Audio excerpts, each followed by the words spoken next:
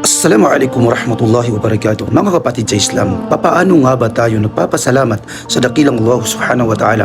Sapat na po ba na tayo ay bibigkas na lamang ng alhamdulillah na wala na itong mga pagsasakilos pa o gawa?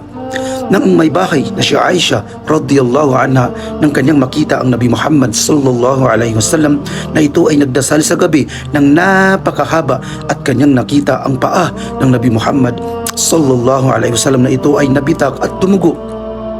At kanyang sinabi, "Lima tasna'u hadha ya Rasulullah?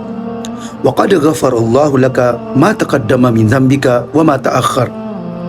Bakit mo pa sabi niya, ginagawa ito usugo ng Allah, samantalang ang Allah subhanahu wa ta'ala ay pinatawad na sa iyo ang iyong mga pagkakasala, ang nauna at gayon din ang huli. At ang tugon sa kanya ng Nabi Muhammad sallallahu alaihi wasallam, "Afala akunu abadan syakura?" Hindi baga ako ay isang mapagpasalamat na alipin, ya Aisha? Subhanallah, mga kapatid sa Islam, nangangahulugan lamang na kapag tayo ay nagpapasalamat sa Allah subhanahu wa ta'ala, kung tayo ay bibigkasin na pagpapasalamat, ay marapat sundan rin natin ito ng pagsasakilos.